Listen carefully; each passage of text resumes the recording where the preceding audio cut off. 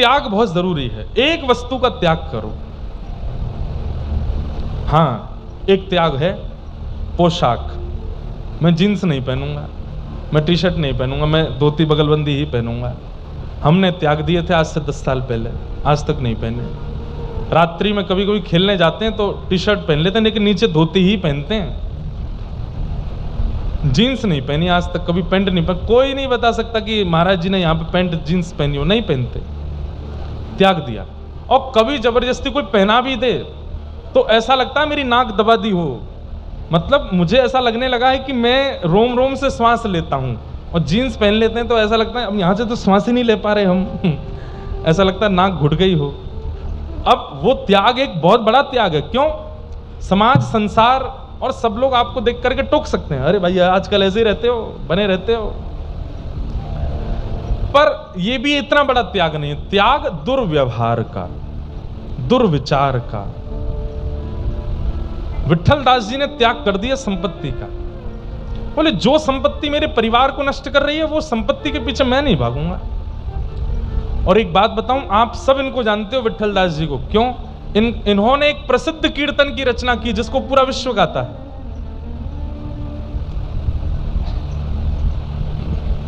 गोविंद बोलो, हरि गोपाल बोलो, गोविंद बोलो, हरि गोपाल बोलो, गोविंद बोलो, हरि गोपाल बोलो, गोविंद बोलो, हरि गोपाल बोलो। श्री राधा रमण हरि गोविंद बोलो, राधा रमण हरि गोविंद बोलो, राधा रमण हरि गोविंद बोलो, राधा रमण हरि गोविंद बोलो। हे गोविंद जय जय गोपाल जय जय, गोविंद जय जय गोपाल जय जय। श्री राधा रमण हरि गोविंद जय जय, राधा रमण हरि गोविंद जय। इस कीर्तन की रचना इन्होंने ही की जिनका चरित्र आप सुन रहे हो, श्री विट्ठल जी। बाल अवस्था में घर की स्थिति देख के घर छोड़ दिया, एकांत में रहने लगे। इनके पिताजी के गुजर जाने के बाद तो राजा बोले कि भाई हमारे कुल पुरोहित पधार गए। बोले हाँ, तो उनके पुत्र को आना चाहिए कुल पुरोहित पदवी पर, वो क्यों नहीं आता? बहुत सैनिक भेजे लेकिन नहीं आए। अंत तो गत्वा उन्होंने कह दिया भाई मुझे वो संपत्ति नहीं चाहिए जिससे मेरे घर के ही लोग पधार गए थे। वो संपत्ति सुखदायी कैसे हो सकती है जिससे इतने बड़े विवाद हो जाते हैं? मेरे पास तो हरिनाम संपत्ति है, मैं उसी में ही राजी हूं। राजा ने फिर बहुत प्रार्थना की तो आपने कहा मैं कुल पुरोहित कर्म करने नहीं आऊंगा, दक्षिणा लेने नहीं आऊंगा, सत्संग सुनना हो तो मुझे बुला लो। तो राजा ने इनको बुलाया। कहते हैं कि मंत्री महामंत्री ये लोग बड़े दुष्ट थे। इन लोगों ने, राजा ने तो कह दिया वो आ रहे हैं सत्संग सुनाएंगे, व्यवस्था करना बढ़िया वाली। मंत्री लोगों ने छत पर व्यवस्था कर दी, क्योंकि वे लोग जानते थे कि वो कीर्तन खड़े होकर के करते हैं, और जब कीर्तन करते हैं तो खूब तेज नाचते हैं, आंख बंद करके नृत्य करेंगे, छत से गिर जाएंगे। बहुत ख्याति हो रही है आजकल उनकी। जब गए विट्ठल दास जी, छत पर कीर्तन हुआ और यही गोविंद जय जय गोपाल जय जय, श्री राधा रमण हरि गोविंद जय जय गाते गाते गाते गाते आप इतनी द्रुत गति से नृत्य किए। अच्छा, जब ये कीर्तन करते तो बाकी लोगों के भी नेत्र बंद हो जाते। नृत्य करते करते अचानक से कीर्तन की ध्वनि आनी बंद हुई। सबने आंख खोल के देखा तो थे ही नहीं, झांक के देखा तो छत से नीचे गिर गए, खून खून हो गया पूरा शरीर। वैद्य आए, हकीम आए, सबने आकर के देखा प्राण चले गए। राजा ने सबसे क्षमा मांगी, लेकिन सब लोग कहने लगे, बोले राजन आपने बुलाया था, ऐसी व्यवस्था क्यों की? छत पर गिर गए हमारे स्वामी, पधार गए। आपने कहा मुझसे गलती हो गई, अब इसका मैं क्या करूं? तो माँ, उनकी जो विट्ठल जी की माँ थी, वो घर पे तो रहते नहीं थे, पर वो आई थी कीर्तन में। वो रोने लगी, मेरे तो पति भी चले गए, बेटा भी चला गया, अब क्या करूंगी, किसके सहारे रहूंगी? तो राजा ने कहा माँ, आपके शेष जीवन में जितना धन लगेगा सब राजकोष से आएगा, और अभी के लिए इतनी संपत्ति मैं आपको दे रहा हूं, मेरे राज परिवार में ये घटना हुई है, इसका पूरा दंड मैं अपने ऊपर लेता हूं, ये लीजिए धन। खूब सारा धन धान्य दे दिया। विट्ठल जी का ब्याह भी हो गया था, उनकी पत्नी भी रोने लगी, मेरे भी पति चले गए, उनको भी धन दे दिया। लौट करके जब विट्ठल जी का शव लेकर के आए, एक व्यक्ति वहां बैठा था जो विट्ठल जी के संग कीर्तनों में जाता था, उसने कहा मुझे लगता नहीं है कि इनके प्राण गए हैं। तो सबने कहा अरे चले गए भाई प्राण, ये तो ऐसे ही बोल रहे हैं, तुम अर्थी लगाओ, वहां पे शमशान में व्यवस्था करो।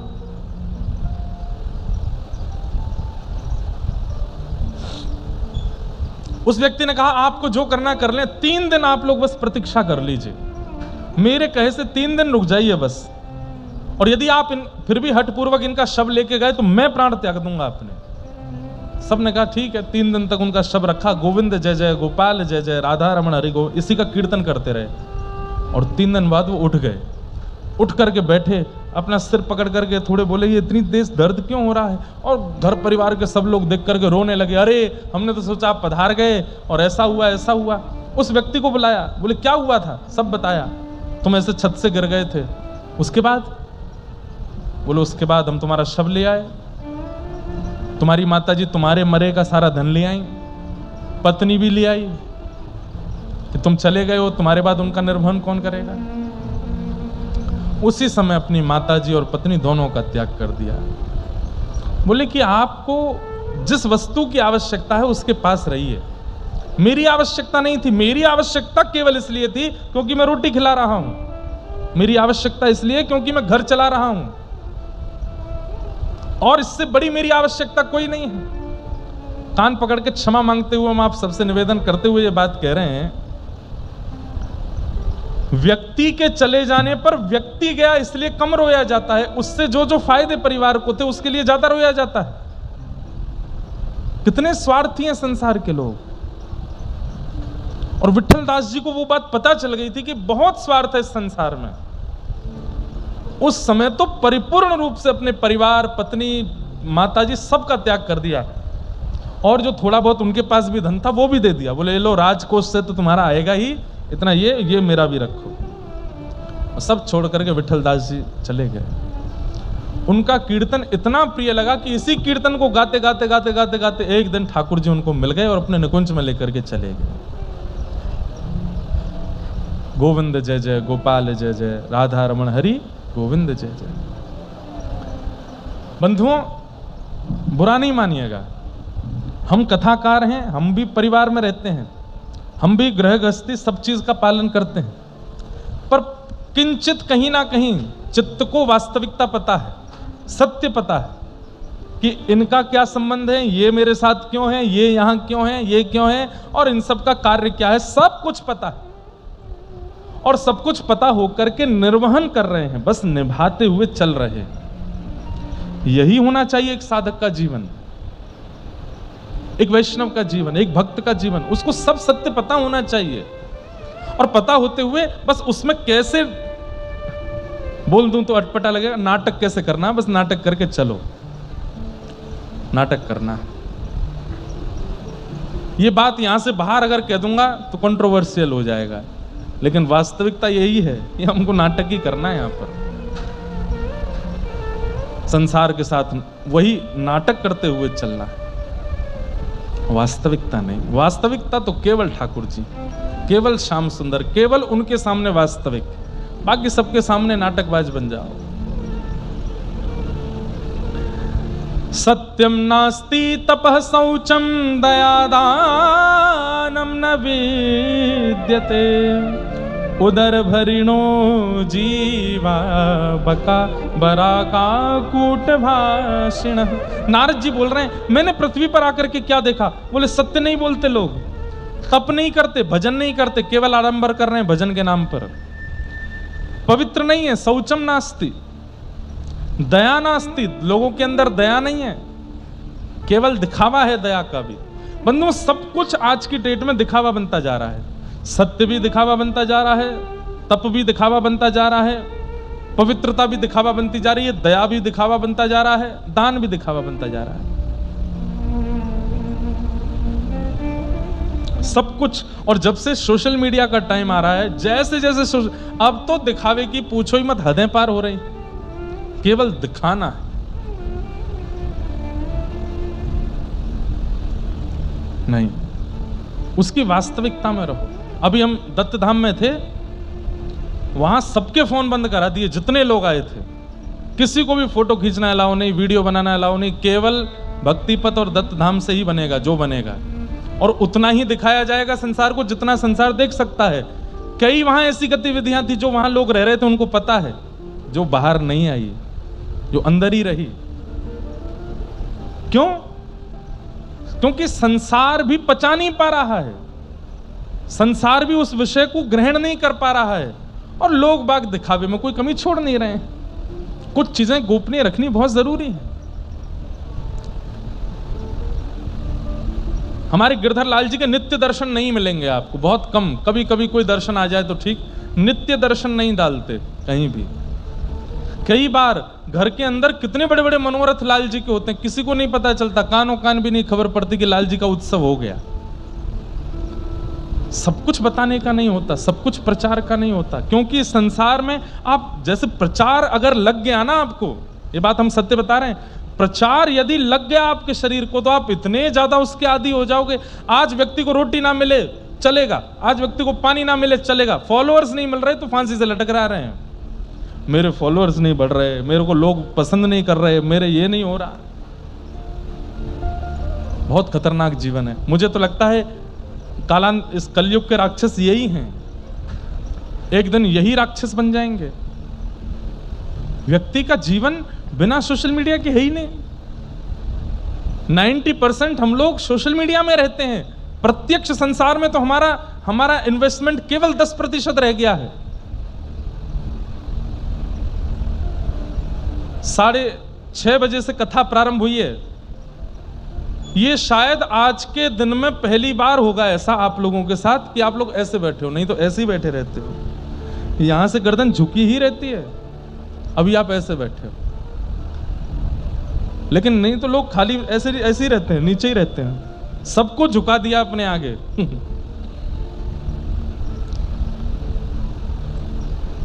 अद्भुत है संसार। सत्यम नास्ति, तपह नास्ति, शौचम नास्ति, दया नास्ति, दानम नास्ति, और केवल किस लिए जरा बोलो, उदर भरिणो जीवा, मेरा पेट भरना चाहिए। बरा कहा कूट भाषिणा, पेट भरने के लिए पढ़ाई कर रहे हैं, पेट भरने के लिए ब्याह कर रहे हैं, पेट भरने के लिए सब भजन पूजन कर रहे हैं, सब कुछ केवल पेट भरने के लिए। हम लोग वास्तविकता में उपासक किसके हैं? लंबोदर इसके उपासक हैं, इसकी उपासना कर रहे हैं। तू खुश रहे, राजी रहे, क्या खाएगा? मोमोज अभी खिलाते हैं। इसी को खिलाते। और भाई उल्लासनगर में तो वैरायटियों की तो पूछो ही मत, ऐसे ऐसे वेरिएशन तो मुझे भी खाने को मिलते हैं यहाँ पर। अच्छे तो लगते हैं। हम दो के उपासक हैं, पहले तो ये लूली बाई और दूसरे मोटे राम, इन दो की ही उपासना चल रही है बस।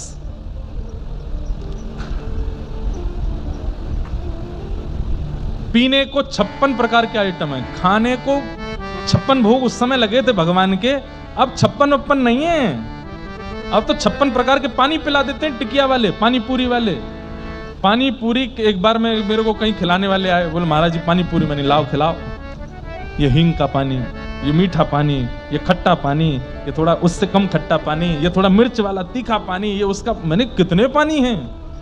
बोले आपके लिए तो मैं 10 लाया हूं, वैसे 56 प्रकार का पानी है मेरे पास। मैंने वाह भाई।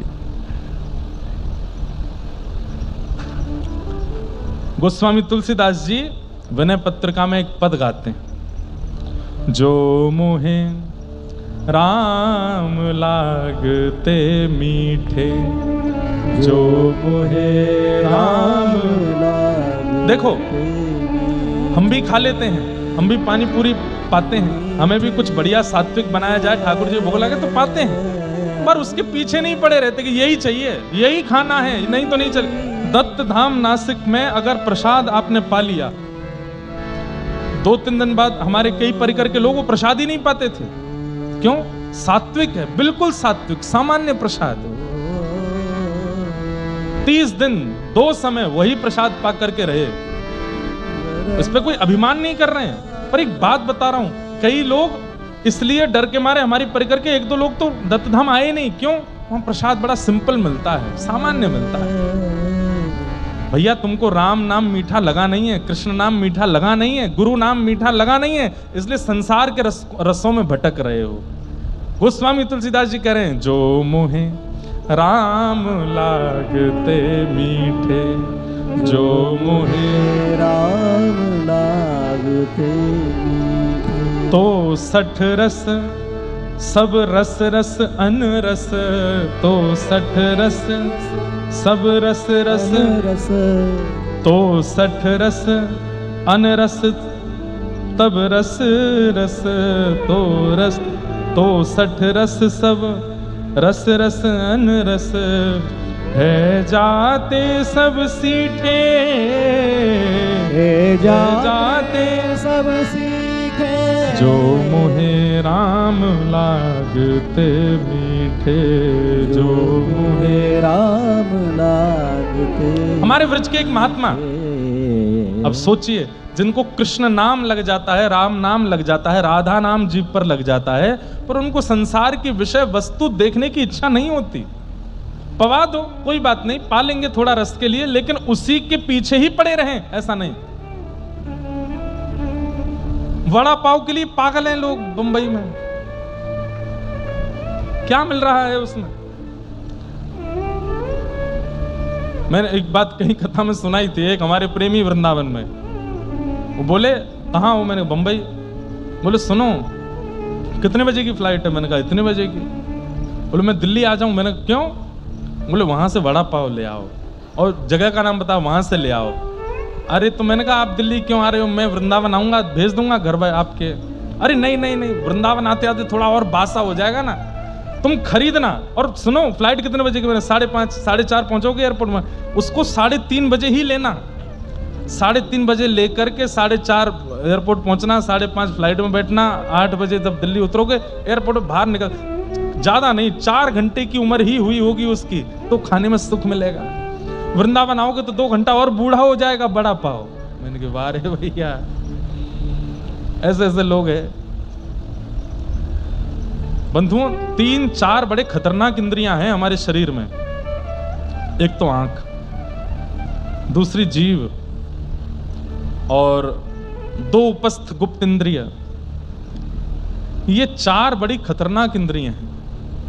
अगर इन चारों को आपने संभाल लिया, और एक बात, इन चारों को संभालने का एक ही तरीका है, कान। यहां से सुनो, यहां से जितना बढ़िया बढ़िया सुनते रहोगे, जितना बढ़िया बढ़िया ग्रहण करते रहोगे, जितना बढ़िया बढ़िया आस्वादन करते रहोगे, ये भी सुधर जाएगी, ये भी सुधर जाएगी, गुप्त इंद्रियां भी सुधर जाएंगी। ज्ञानेश्वरी में श्री ज्ञानेश्वर माउली ओवी हैं, वहां कई भाव बताते हैं। एक बार एक हमारे प्रेमी बता रहे थे, बोले पंढरीनाथ ऐसे क्यों बैठे हैं, खड़े हैं? बोले पंढरीनाथ कट्टी पर हाथ धर के इसलिए खड़े हैं कि भाई ये जो कमर है ना, बस इससे नीचे के सुधार लो, इससे नीचे सुधर जाओ, गुप्त इंद्रियों को सुधार लो, और बोला वा विठ्ठल, कहा पहा वा विठ्ठल, बस विठ्ठल विठ्ठल बोलो, सब सुधर जाएगा, फिर कुछ करने की आवश्यकता नहीं। पर हमारी यही इंद्रियां बिगड़ी हुई है, और इंद्रियों को सुधारने का एक ही तरीका है, कान। यहां से सुनो, गोपियां गोपी गीत में कहती हैं, तब कथामृतम तप्त जीवनम कवि विरीडितम कल्मषापहम श्रवण मंगलम श्रीमदाततम भुवि गृणन्ति ते भूरिदा जना। तो केवल इसके लिए जी रहे हैं हम लोग, उदर भरिणो जीवा। नारद जी कह रहे हैं ये बात, मैं नहीं कह रहा हूं। और पाखंड निरताः संतो विरक्ताः सपरिग्रह मंदा सुमंद मतयो मंद भाग्यायुपद्रता पाखंड निरताः संतो। बोले संतत्व कम दिखाई देता है, पाखंड ज्यादा दिखाई दे रहा है। पाखंड निरताः संतो विरक्ताः सपरिग्रह। कई लोग बताते हैं कि वो विरक्त हैं, लेकिन परिवार, बच्चे, पत्नी सबके संग रह रहे हैं, और सब बातें, यहां पर बहुत सारी बातें कहीं, पूरी सृष्टि का वर्णन कर दिया कैसी है दुनिया। और सब वर्णन करते हुए बोले, जैसे ही मैं भ्रमण करता हुआ वृंदावन पहुंचा, वहां मैंने एक आश्चर्य देखा। एक परम युवती बैठी और उसकी गोद में 2 वृद्ध लेटे हैं। और वो युवती कौन है? बोले भक्ति महारानी। और वो 2 वृद्ध कौन है? बोले ज्ञान और वैराग्य। भक्ति महारानी से मैंने पूछा, देवी आप ऐसे कैसे? बोले मैं भक्ति हूं, मैं तो युवा हूं, पर मेरे दोनों पुत्र ज्ञान और वैराग्य वृद्ध हो गए हैं। क्योंकि दुनिया मुझे तो करती है पर इन दोनों का आश्रय नहीं लेती। ज्ञान कितना होना चाहिए? सब ग्रंथों का ज्ञान नहीं, क्या सही और क्या गलत, इतना ज्ञान सबको होना चाहिए। क्या उचित है और क्या अनुचित है, इतना बोध तो सबको होना चाहिए। उसे ज्ञान कहते हैं। और वैराग्य किसे कहते हैं? कि सामने भले ही कितने भी विषय वस्तु क्यों ना आ जाए, लेकिन फिर भी मन विचलित ना हो, इसे वैराग्य कहते हैं। बंधुओं, कई बार विषय वस्तु इसलिए हमारे सामने रख दी जाती है, ठाकुर जी परीक्षण करना चाहते हैं, देखते हैं कि ये विचलित होता है कि नहीं, विचलित होता है कि नहीं, ये देखने के लिए कई बार विषय वस्तु हमारे सामने आती है। आप अपने मन पर वशीकृत होकर के बस लगे रहो अपने कार्य में, मत उसकी तरफ ध्यान दो, यही वैराग्य है। ज्ञान और वैराग्य इतना होना आवश्यक है। सही गलत की पहचान और हर वस्तु के प्रति आसक्ति नहीं, ये 2 चीज यदि हमने संभाल ली तो भक्ति महारानी अत्यंत प्रसन्न हो जाती है। लेकिन ज्ञान और वैराग्य, इन दोनों में ही हम फिसल जाते हैं, इसलिए हमारा विचलित होना स्वाभाविक हो जाता है। नारद जी महाराज बोले, मैंने भक्ति से कहा तुम्हारे दोनों वृद्ध पुत्र हो गए हैं, ये दोबारा युवा कैसे होंगे? तब भक्ति महारानी ने कहा, ये आप बताइए, संतों से पूछ के बताइए, मेरे पुत्र युवा कैसे होंगे? तब नारद जी महाराज बोले, मैंने सब जगह पूछा लेकिन किसी ने उत्तर नहीं दिया, तब मैं बद्रीनाथ आया। अब मैं आपसे पूछ रहा हूं, हे सनत कुमारों, भक्ति महारानी के पुत्र युवा कैसे होंगे? तब उन्होंने 5 प्रकार के यज्ञ बताए। द्रव्य यज्ञ, तपो यज्ञ, योग यज्ञ तथा परे, स्वाध्याय यज्ञान यज्ञश्च ते तु कर्म विसूचका। 5 प्रकार के यज्ञ हैं, द्रव्य यज्ञ, तप यज्ञ, योग यज्ञ, स्वाध्याय यज्ञ और ज्ञान यज्ञ। इनमें ज्ञान यज्ञ सबसे श्रेष्ठ है और उस ज्ञान यज्ञ में भी श्रीमद् भागवत की कथा। सत्कर्म सूचको नूनम ज्ञान यज्ञ स्मृतो बुधई, श्रीमद् भागवतालाप सतु गीत सुखादिभि। भागवत की कथा, भागवत की कथा। तब नारद जी ने कहा, ये भागवत की कथा कौन सुनाएगा? मुझे वक्ता बताइए। सनत कुमारों ने कहा, तुम ढूंढ लो। तब नारद जी बोले, आप ही कथा सुना दीजिए। और सनत कुमारों ने व्यासपीठ को स्वीकार किया, कथा सुनाना प्रारंभ किया। देवता आए हैं, ऋषिगण आए हैं, बड़े बड़े गंधर्वजन आए हैं, नदियां आई हैं, तालाब पोखर भी सब रूप धारण करके आए हैं, वृक्ष भी रूप धारण करके आए, वायु पवन देव भी आए हैं, करोड़ों की तादाद में श्रोता बैठे हैं। आनंद नाम के वन में कथा चल रही है। और तभी वहां पर भक्ति सुतौ तौ तरणौ बृहित्वा प्रेमैक रूपा सहसा विराशित, श्री कृष्ण गोविंद हरे मुरारे, हे नाथ नारायण वासुदेव, जिह्वे पिबस्वा मृतमेत देव, गोविंद दामोदर माधवेति। भक्ति महारानी अपने दोनों पुत्रों के साथ वहां प्रकट हो गई और वहां कथा में आती ज्ञान और वैराग्य युवा हो गए, नृत्य करने लगे, नृत्य करते हुए आनंदित होने लगे। नृत्य करते हुए आनंद हो गए। भक्ति महारानी कहने लगी, जय हो जय हो जय हो, बड़ी कृपा भागवत जी की, जो इस कथा सत्संग में आकर के मेरे दोनों पुत्र युवा हो गए हैं। जहां केवल आते ही मेरे पुत्रों पर ऐसा असर हो गया, उस कथा को श्रवण करने से क्या लाभ होगा ये तो बाद में पता चलेगा। बस उपस्थित होने मात्र से ज्ञान वैराग्य युवा हो गए।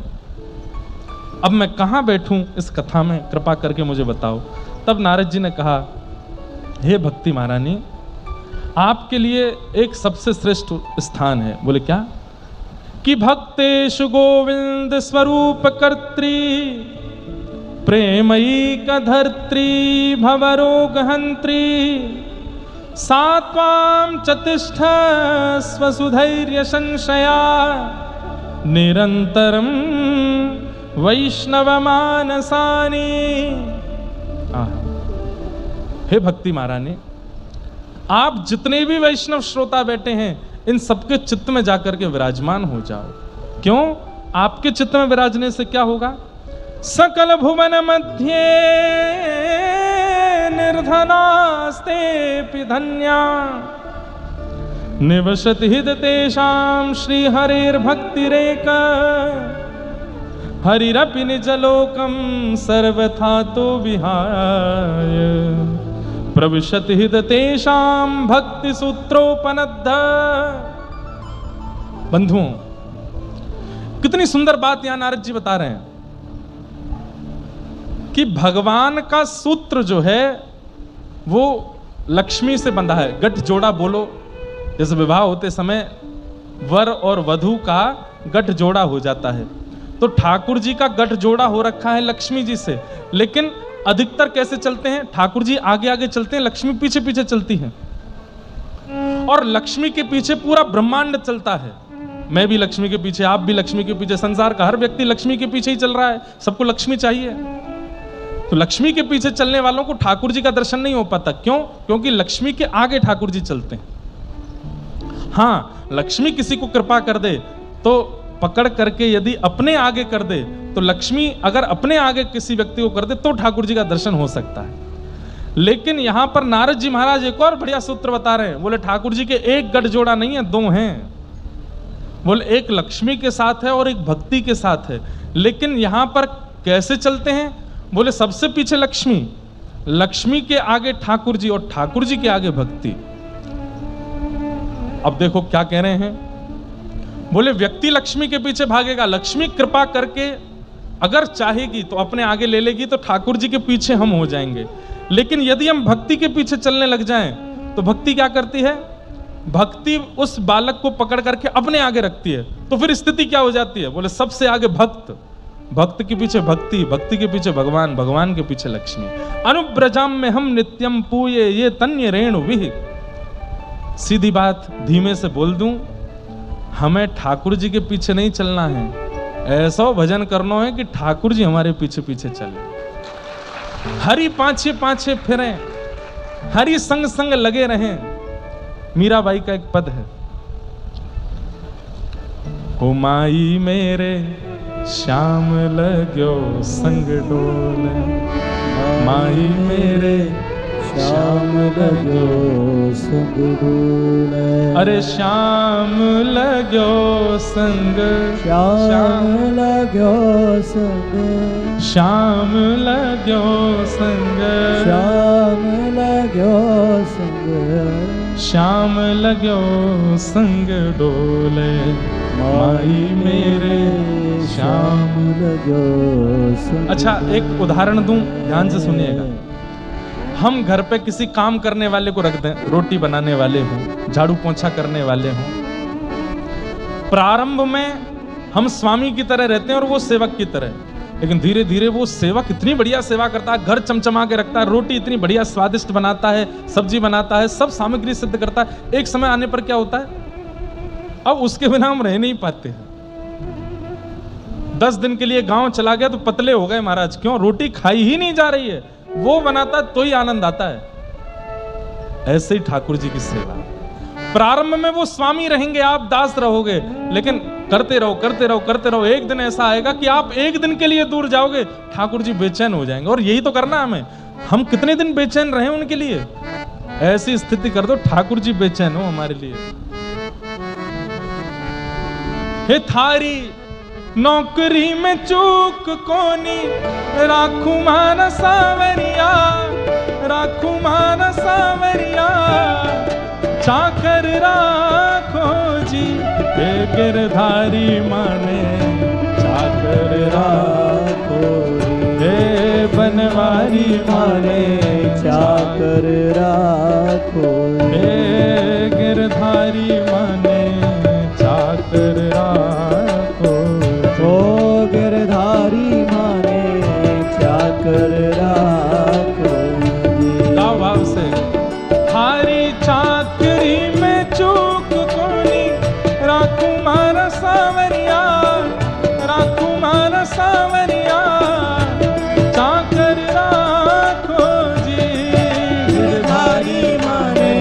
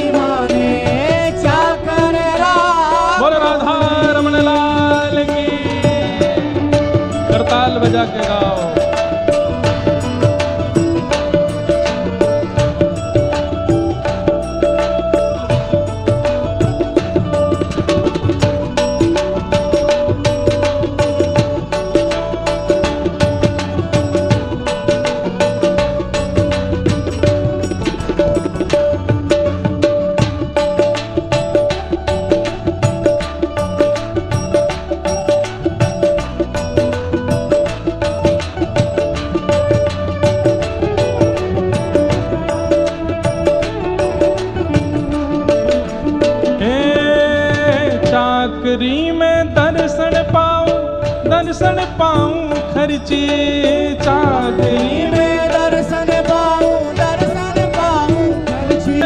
मोहन आओ तो सही गिरधर आओ तो सही माधव रे मंदिर में मीराबाई अकेली खड़ी। मोहन आओ तो सही गिरधर आओ तो सही माधव रे मंदिर में मीराबाई अकेली खड़ी। ऐसे नहीं बुलाते हैं आप जैसे बुला रहे हो, ये तो बहुत धीमी आवाज है, इतनी संख्या में तो ऐसी आवाज होनी चाहिए।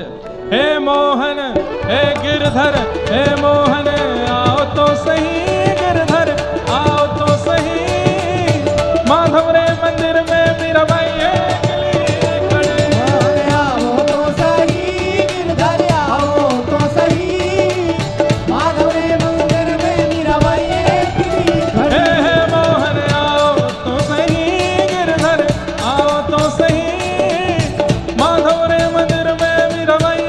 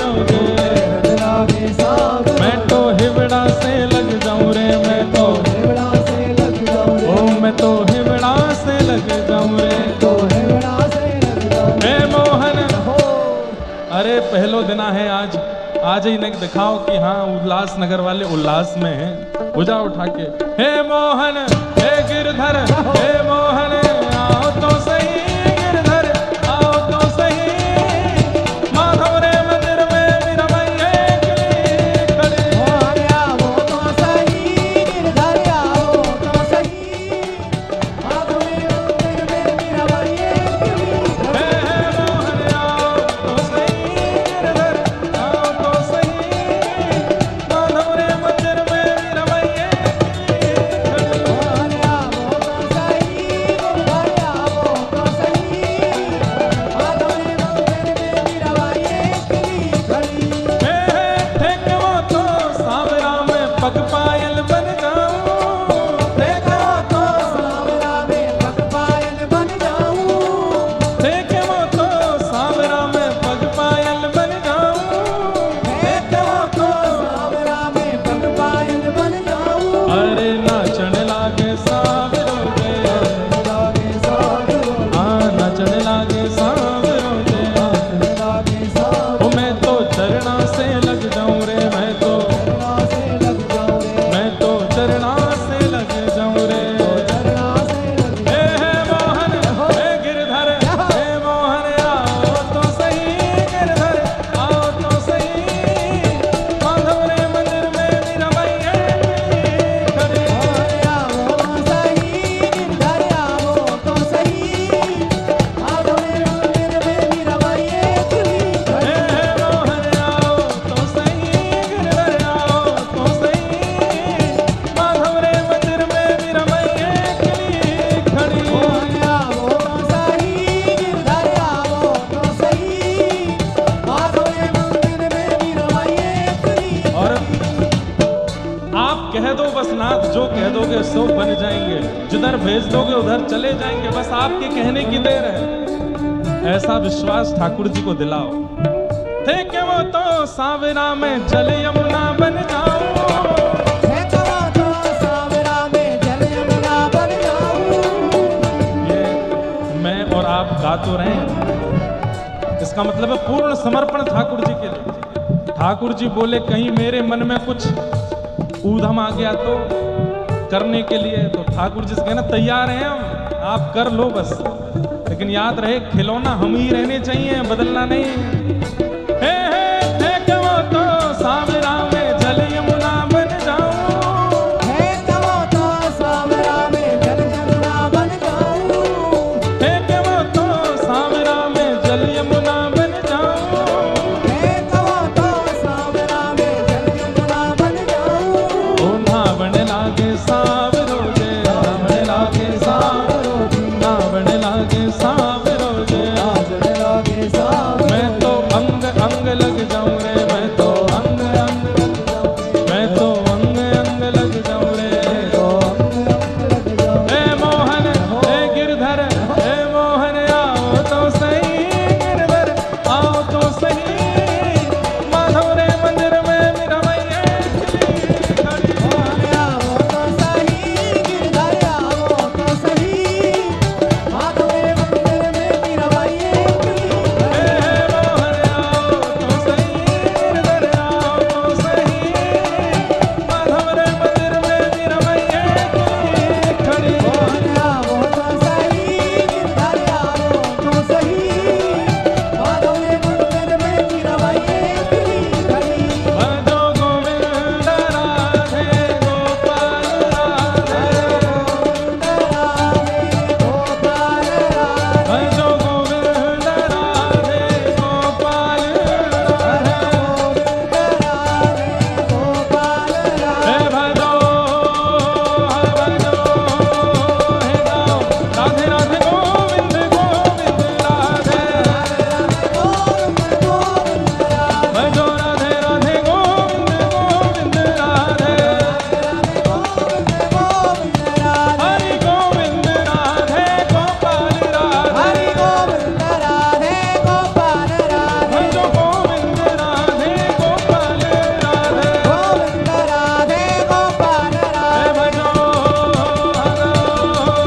हे भजो राधे राधे गोविंद गोविंद राधे,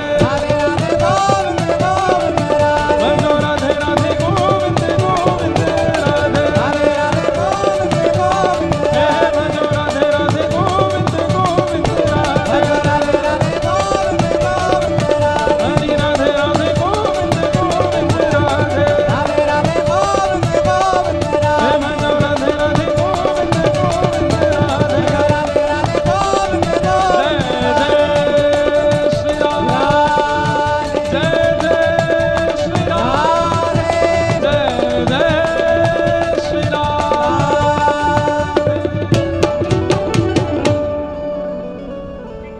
हे मोहन आओ तो सही, गिरधर आओ तो सही, माधव रे मंदिर में मीराबाई अकेली खड़ी।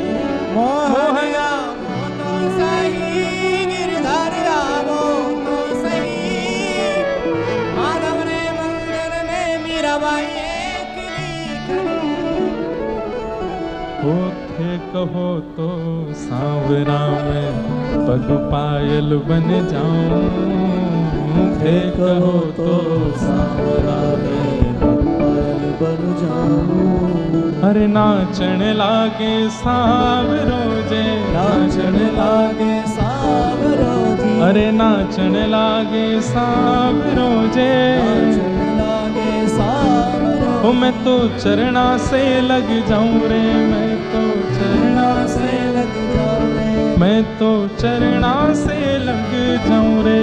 तो चरणा से लग जाऊं रे। हे मोहन हे गिरधर, हे मोहन आओ तो सही, गिरधर आओ तो सही, माधव रे मंदिर में मीराबाई अकेली खड़ी।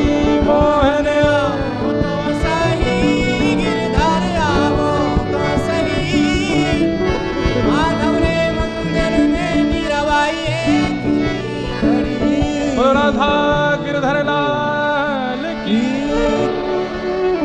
भक्ति के पुत्र ज्ञान और वैराग्य, खड़े क्यों हो, आरती थोड़ी हो रही है, बैठो।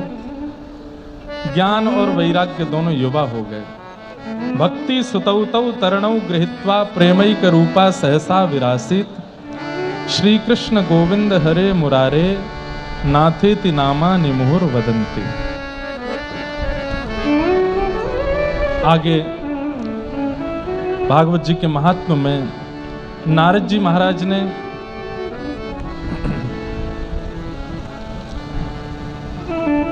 के विशुद्ध्यन्ति वदन्तु मह्यम, भागवत की कथा सुनने से कैसी कैसी चित्त की पवित्रताएं आती हैं और कौन कौन से पाप करने वाले लोग पवित्र होते हैं, इसके बारे में बताया। एक आत्मदेव नाम के ब्राह्मण थे, उनके कोई संतान नहीं थी। संत कृपा से एक फल प्राप्त हुआ, फल गाय को खिला दिया और पत्नी एक सहेली के पुत्र को घर में ले आई। तो पत्नी के पुत्र का नाम, मतलब इनके पुत्र का नाम धुंधुकारी और गाय से जो पुत्र हुआ उसका नाम गोकर्ण। बंधुओं, एक बात हमारी सुनो, ये चौथा वर्ष है उल्लासनगर की कथा का। कथा तो पुराण है, पुरा अपि नवम इति पुराणम, हर बार कुछ नई ही होती है। पर हम आज रात में कुछ चिंतन करके कल कथा में बताएंगे। एक हम कुछ आप लोगों से वार्तालाप जैसी करना चाहते हैं कथा में। मतलब वार्तालाप ऐसी नहीं होगी कि आपको माइक मिले हम बात करें, वो तो सब जगह होता है, वैसा नहीं करेंगे। पर 3 साल से कथा सुन रहे हो तो आपका एग्जाम होगा इस बार, तो कुछ कुछ ऐसे प्रश्न पूछे जाएंगे हर बार कथा के विश्राम में कि उसका सही उत्तर जो भी देगा, बिना माइक के ही देना, हाथ ऊपर करके देना है। उसको हमारे साईं की तरफ से आपको कुछ ना कुछ भेंट दिलवा दिया करेंगे। तो थोड़ा इनोवेटिव रहेगा और आप लोगों की थोड़ी परीक्षण भी होंगे। 3 साल में क्या सुना आपने, ये चौथा साल चल रहा है। तो रोज कथा में विश्राम से पूर्व, आज नहीं होगा, आज तो छुट्टी है, कल से रोज 4 या 5 प्रश्न पूछे जाएंगे और हो सकता है वो प्रश्नों के उत्तर उसी दिन की कथा में ही बोले हूं मैंने, उसी दिन की कथा सत्र से ही निकले, या फिर वो एक दिन पुरानी कथा से हो सकते हैं। और उपहार बढ़िया मिलेगा, उसकी चिंता मत करना। और वैसे तो आप लोगों को उपहार की इच्छा होनी नहीं चाहिए। साईं हर वर्ष वृंदावन बुला लेते हैं, इससे बड़ा उपहार क्या चाहिए। पूरा उल्लासनगर वृंदावन बन जाता है 7 दिन के लिए, आपके लिए उपहार ही तो है। ये 7 दिन का जो वर्षी महोत्सव यहाँ पर होता है, ये पूरे उल्लासनगर के लिए एक उपहार है कि आ जाओ। बोले क्यों? ना टिकट खर्च करनी पड़ेगी, ना जाना पड़ेगा, ना फ्लाइट लेनी, ना ट्रेन लेनी, यहीं तुम्हारे पड़ोस में ही वृंदावन आ रहा है, आ जाओ। लेकिन फिर भी 5 प्रश्न मतलब 5 उपहार कुछ बढ़िया बढ़िया रखेंगे और वो उपहार भगवत संबंधी होंगे, खाने पीने पहनने वाले नहीं, भगवत संबंधी उपहार। और प्रश्न हम करेंगे, जो उत्तर देगा उसको हम चुन के कहेंगे जाओ साईं के पास, वो उपहार आपको एक एक दिया करेंगे। तो रोज 5 प्रश्न होंगे। नंदोत्सव वाले दिन हो सकता है ना हो, क्योंकि उस दिन उत्सव में इतने व्यस्त हो जाते हैं, बाकी तो रोज होंगे। ठीक है, तो कल से कहीं पता चली डर के मारे आए ही नहीं कथा में, कहीं हमसे पूछ लिया तो पूछे, आपको उठा के नहीं पूछेंगे, आप हाथ ऊपर करोगे तो आपसे पूछा जाएगा और उत्तर मिलने पर उपहार मिलेगा। अच्छा है ना कि प्रश्न भी समझ आएगा और वो प्रश्न भी ऐसा होगा जो उस कथा का बड़ा सार रखता हो। मतलब वो प्रश्न उत्तर में पूरी कथा का रिवीजन भी हो जाएगा, ऐसा मन में भाव है। क्या हो गया, आज ही कर लें?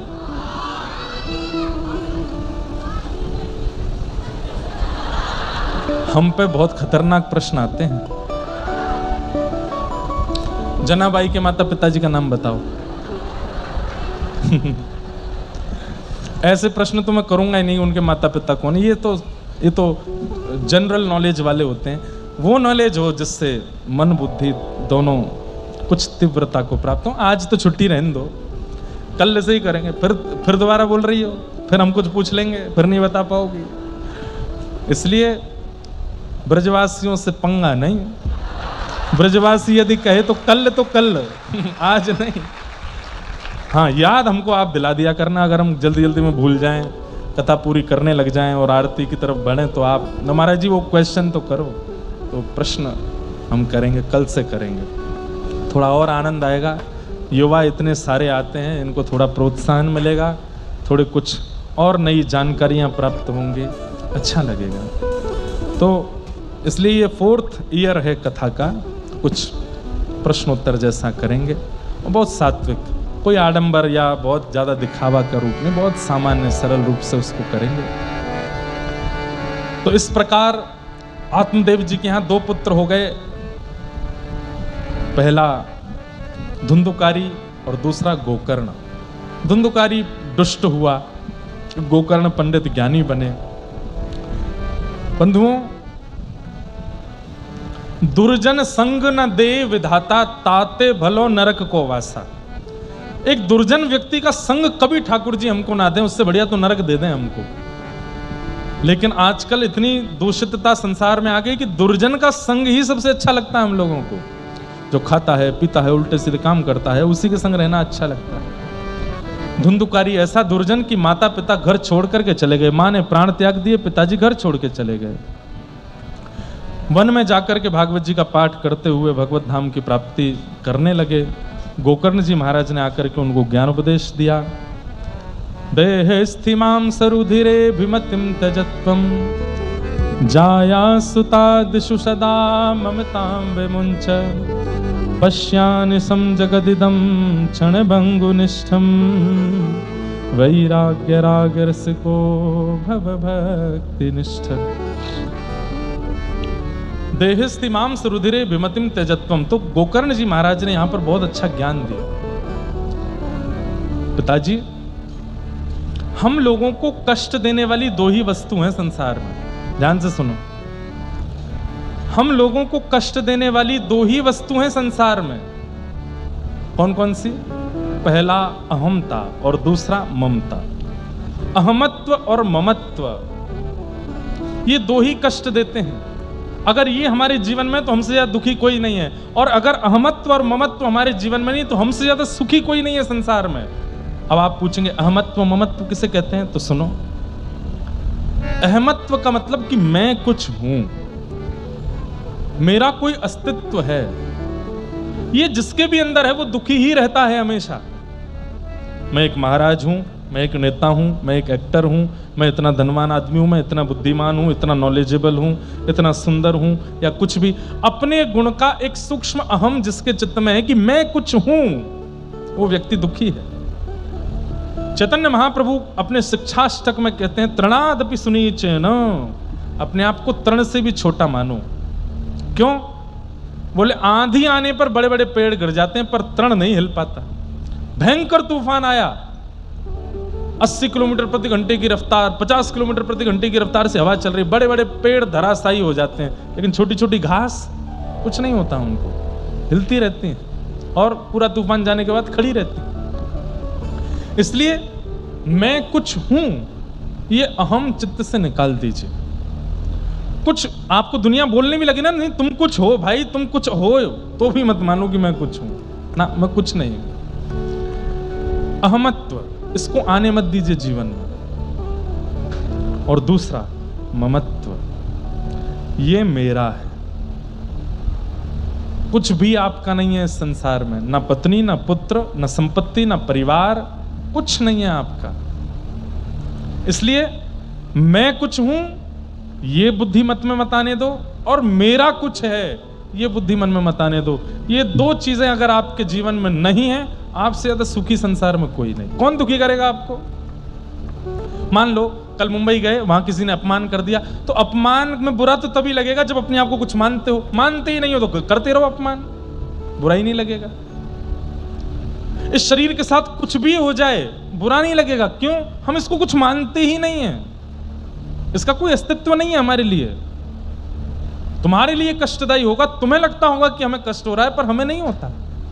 अब कई लोग, हम धोती पहनते हैं, बगलबंदी पहनते हैं, तिलक स्वरूप लगाते हैं, शिखा रखते हैं, कथा करने आते हैं तो लकड़ी की खड़ाऊं पहनते हैं, तो कई लोग आपको, आप कैसे चल लेते हो, आप कैसे रह लेते हो इसमें?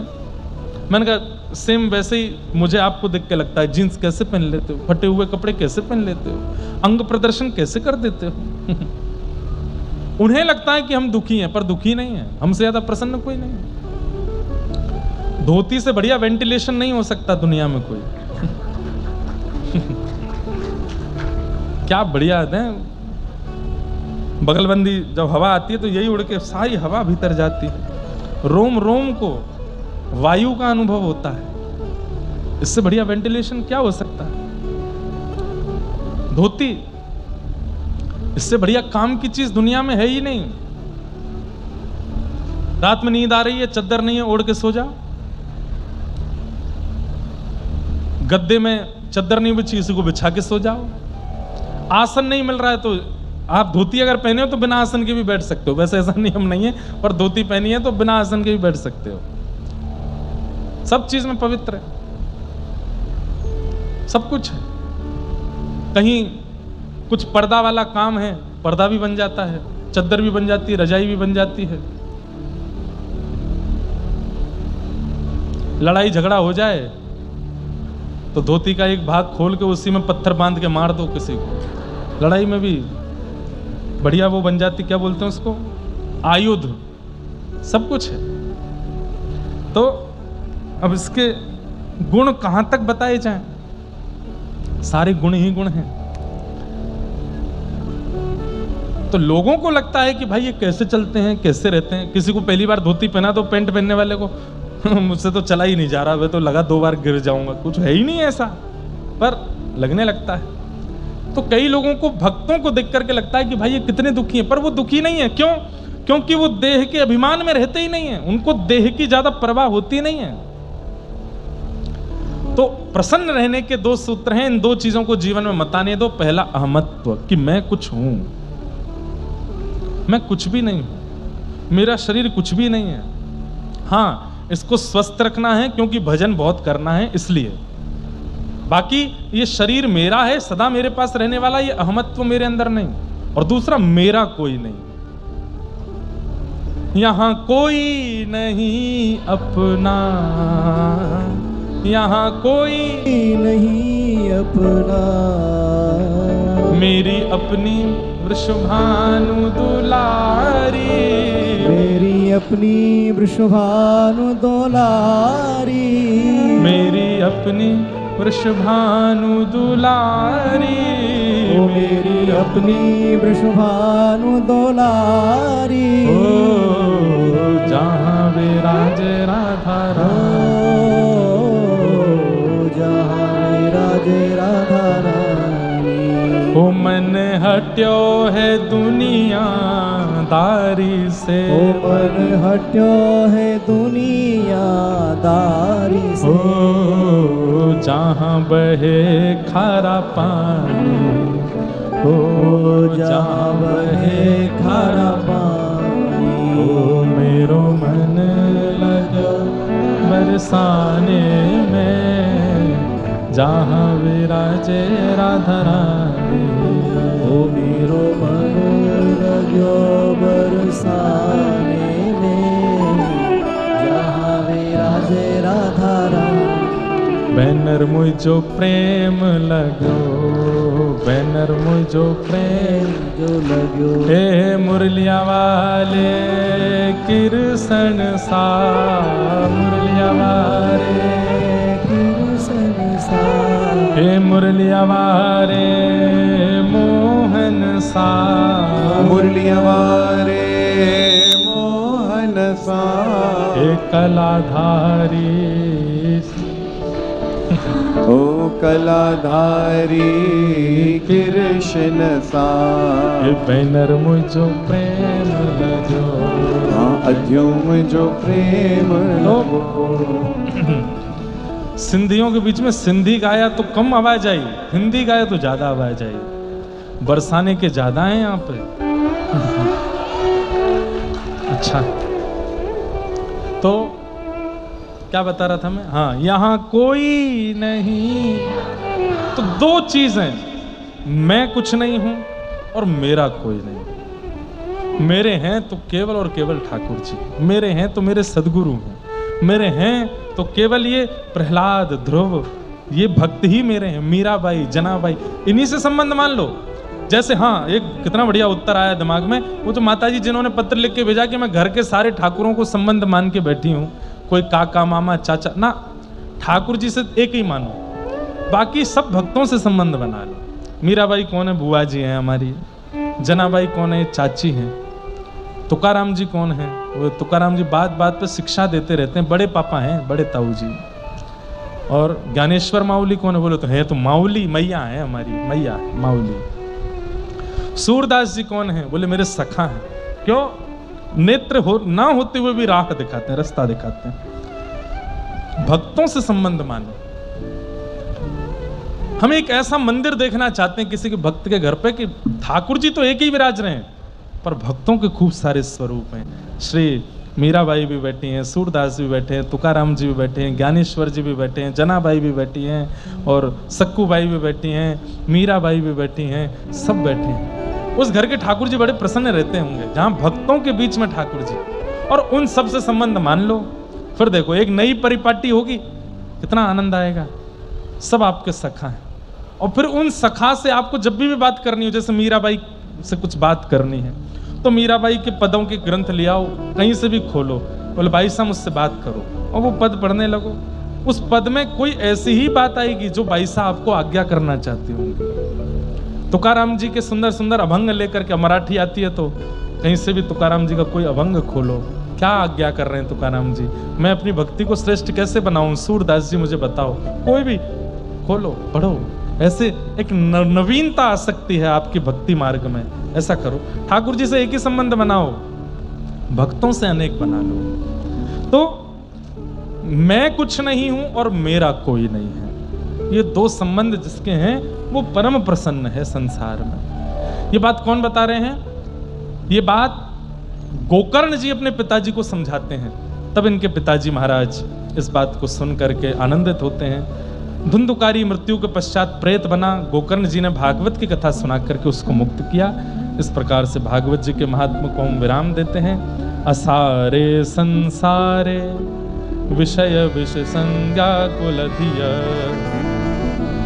असारे संसारे विषय विष संज्ञा कुलधिय, क्षणार्थम क्षेमार्थम पिबत सुख गाथा तुलसुधाम, किमर्थम व्यर्थम भो व्रजत कुपथे कुत्सित कथे, परीक्षित साक्षी यत् श्रवण गत मुक्त्युक्ति कथने।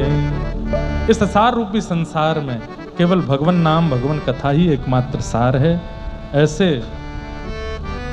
सार रूपी कथा को प्राप्त करने के बाद व्यर्थ वस्तुओं के पास क्यों जाना है, कथा के ही रहो। इसी भाव के साथ आज की मंगल कथा को हम लोग यहाँ विश्राम देते हैं। कल पुनः मिलेंगे और फिर से सब लोग बैठ करके हरि और हरिजनों की चर्चा मधुर भाव से यहाँ करेंगे। सबको बारंबार जय श्री कृष्ण, जय सिया राम, जय श्री राम, जय श्रीमन नारायण, जय श्रीमन्नारायण, जय जय श्री राधे। जय श्री राम। आयो लाल सबई चो झूले, नमः पार्वती पते हर हर